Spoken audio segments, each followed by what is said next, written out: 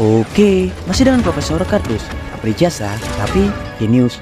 Ya, pada 1915, Albert Einstein menerbitkan teori relativitas keduanya, yakni relativitas umum, di mana sebelumnya, pada 1905, ia juga sukses menelurkan konsep teoritis relativitas khusus tentang perilaku objek-objek yang bergerak super cepat. Berbeda dengan relativitas khusus, relativitas umum berteori tentang perilaku objek-objek bermassa besar terhadap pengaruh gravitasi di alam semesta. Teori ini menyempurnakan konsep gravitasi klasik Newtonian, di mana gravitasi Newton menyebut gravitasi dapat terbentuk secara konstan, di mana objek yang bermassa besar di alam semesta pasti akan menjerat objek-objek bermassa kecil di sekitarnya. Teori Newton memiliki banyak kelemahan, karena Newton hanya menjelaskan bahwa objek besar dapat menghasilkan gaya yang disebut dengan gravitasi yang dapat menarik objek kecil di sekitarnya dalam bidang lurus. Teori Newton tak bisa menjelaskan bagaimana gaya tersebut terbentuk. Barulah pada 1915 relativitas umum Einstein berhasil menyempurnakannya. Dalam relativitas umumnya, Einstein berteori bahwa alam semesta merupakan objek ruang 4 dimensi dengan 3 dimensi ruang dan 1 dimensi waktu yang saling terikat. Karena berbentuk 4 dimensi, artinya setiap blok bangun ruang geometri di alam semesta ini pasti diisi dengan materi. Ya, dari bentuk ruang waktu 4 dimensi itulah gravitasi dapat dimanifestasikan atau diwujudkan, di mana saat objek bermassa besar diletakkan di sebuah ruang waktu 4 dimensi dengan materi di dalamnya, pasti ruang waktu tersebut akan terdistorsi, melengkung, dan membengkok karena pengaruh massa objek raksasa tersebut. Semakin besar massa objek, maka akan semakin dalam pula kelengkungan ruang yang diciptakan. Ya, pembengkokan ruang itulah yang menciptakan arus gravitasi, di mana setiap objek yang melintasi kelengkungan ruang akan terprosok ke dalam gravitasi kuatnya.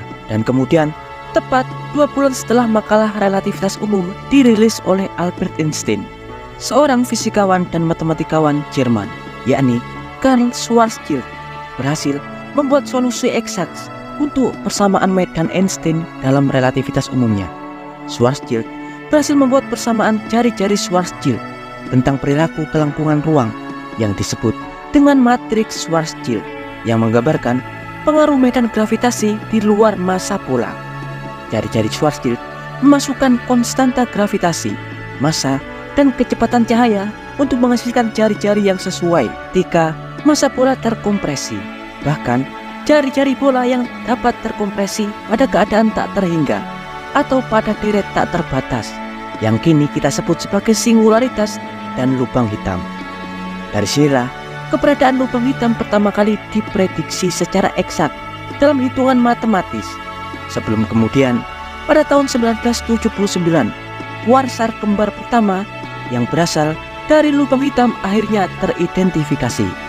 Hingga kemudian, pada 10 April 2019, gambar faktual lubang hitam pertama berhasil diambil oleh Event Horizon Telescope, yakni lubang hitam Messier 87.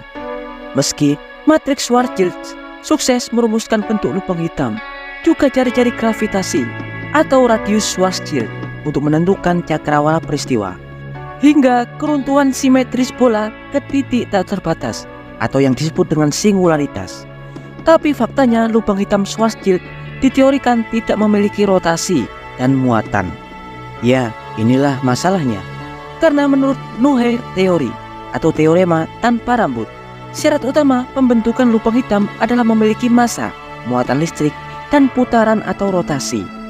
Dan seperti yang kita tahu, dalam hukum konservasi, terutama tentang kekekalan momentum sudut, seperti yang dilakukan oleh para ice skater, jika mereka mendekatkan massa mereka ke sumber rotasinya, maka rotasi mereka akan dipercepat. Kekekalan momentum sudut terjadi di segala objek di alam semesta ini, mulai dari orbital elektron, revolusi planet pada matahari, atau tata surya kita saat mengintari Bima Sakti, bahkan lubang hitam itu sendiri. Faktanya, semua berputar dan berotasi.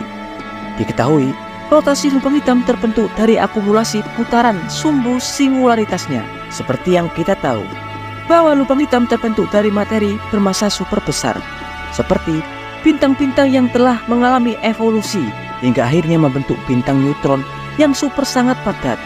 Yang diketahui, bintang neutron dapat terdegenerasi atau dapat lebih memadat lagi karena keruntuhan gravitasi, hingga struktur-struktur partikel neutron pada bintang neutron akan terdegenerasi atau terkompresi lebih fundamental ke materi quark. Pada keadaan itu, bintang neutron akan berubah menjadi bintang quark. Dan jika keruntuhan gravitasi terus berlanjut ke titik tak terbatas, ke skala Planck, maka bintang quark dapat berubah menjadi bintang Planck pada skala Planck, di mana singularitas terjadi. Ya, bintang Planck diteorikan akan berukuran sekitar 1 triliun kali lebih kecil daripada partikel proton dan bermassa miliaran kali jauh lebih besar daripada massa matahari kita. Bahkan seluruh planet di tata surya kita yang dikumpulkan menjadi satu. Kerapatan materi yang super sangat masif itulah yang membengkokkan ruang waktu hingga membentuk lubang hitam. Ya, dalam singularitasnya bintang Planck terus berotasi karena massa super besar yang dimilikinya. Bintang Planck dapat merusak dan menjerat ruang waktu di sekitarnya hingga ikut berotasi mengikuti sumbu rotasi di pusat singularitasnya. Wilayah ruang di sekitar lubang hitam yang ikut berotasi disebut ergosfer. Ergosfer yang cukup masif dapat menghasilkan gravitational wave atau gelombang gravitasi.